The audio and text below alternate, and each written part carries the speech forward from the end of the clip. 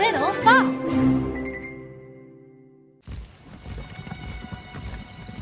The next day, Hathi lifted his trunk. Let's go! He called, and then he and his 3 sons set out. The elephants marched in different directions. They reached the villagers' fields and marched around for days.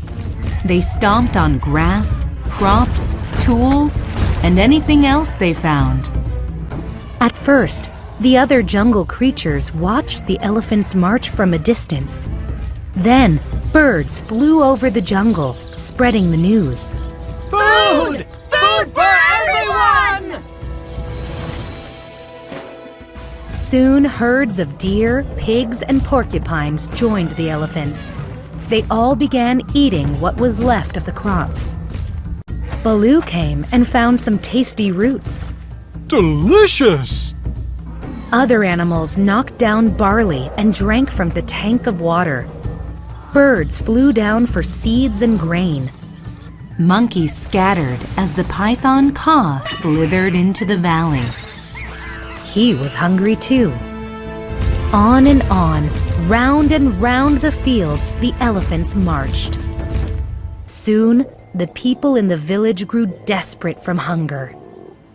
There are no more crops, A villager said. We must look for food in the jungle. A group of people entered the jungle to look for nuts. But shadows with glaring eyes spooked them, and they ran out. By the time the rainy season came, the 4 elephants had finished their work in the fields. They began marching toward the villagers' huts. What are they doing now? Bagheera asked Mowgli. They're going to rip off the huts' roofs, Mowgli said.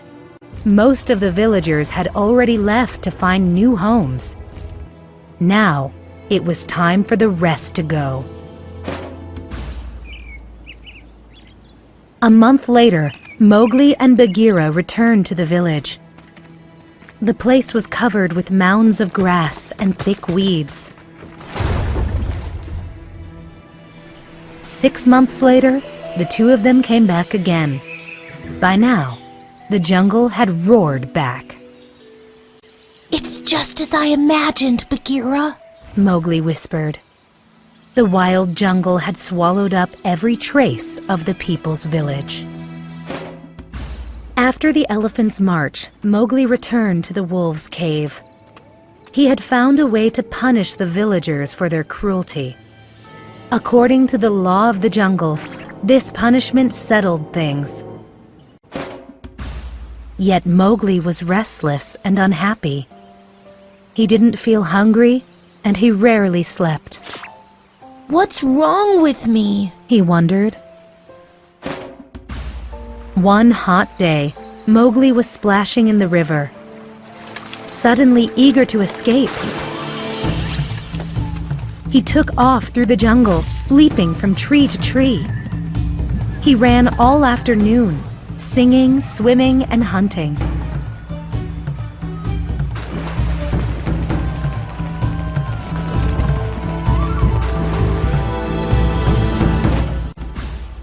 At last, he found himself in a strange part of the jungle. Near a marsh at the outskirts of a village, he heard several dogs barking. A man pack, Mowgli thought. Curious, he crept toward the sound of the barking dogs. They were pacing around in front of a hut. Mowgli growled like a wolf, and they instantly stopped barking. Then, a woman came to the door. She wore copper bracelets, and her hair was slightly gray. "Who's there?" she called. Her voice shook with fear. "Is it another jackal?" she asked the dogs. As he gazed at her, Mowgli felt himself begin to shake too. The woman looked a bit older, but he knew her voice. In fact, he knew it well. "Messua?" he called. He stepped out of the tall grass that had been hiding him. The woman gasped and put a hand on her heart. Nathu? Is that you? My son?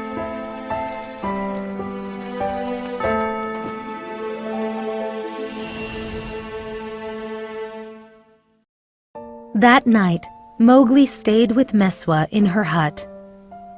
As they ate dinner, she told him that her husband had died. But you saved our lives that night, Mowgli. Her eyes filled with grateful tears. And we have had a good life here. There's a village nearby, and I am content.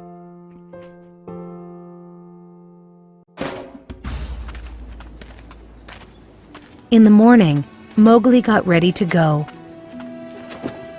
Please visit again, Messua whispered, hugging him. I love you.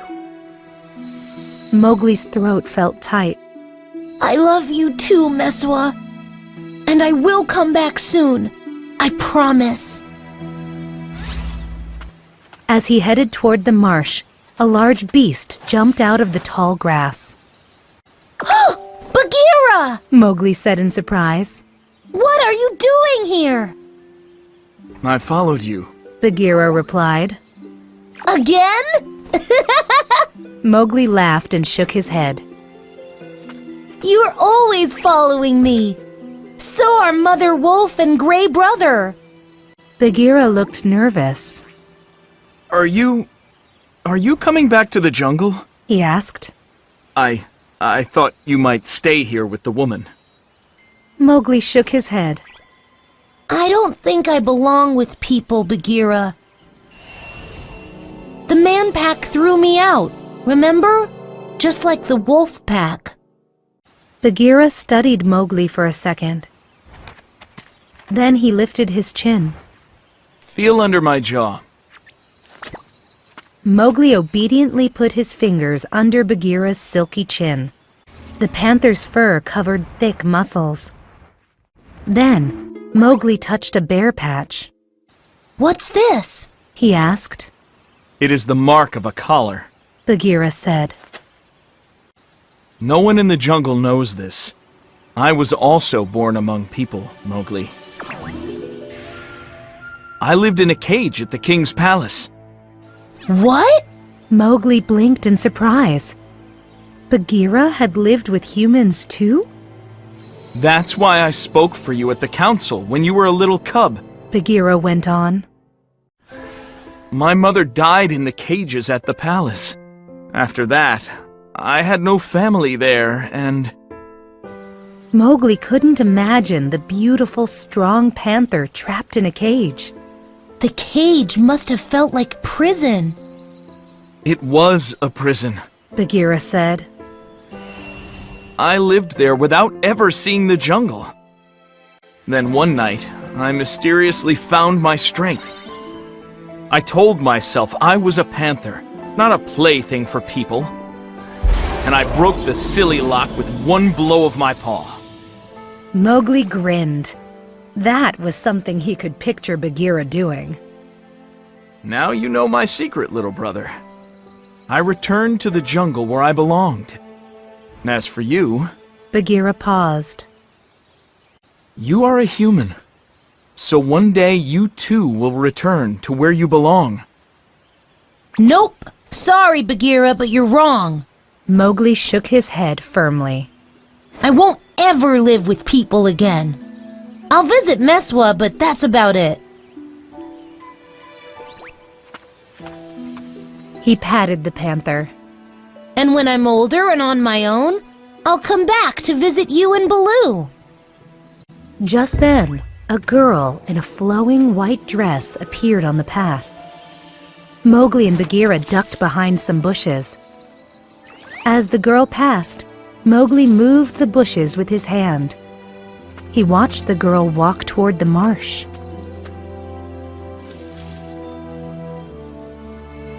The boy is both man and wolf. Bagheera thought, watching him tenderly. But one day, he will become more man than wolf. The girl disappeared, and Bagheera nudged Mowgli with his nose. Ready to go home, little brother? Yes! Mowgli leaped onto the panther's back. Then together, they went back into the jungle.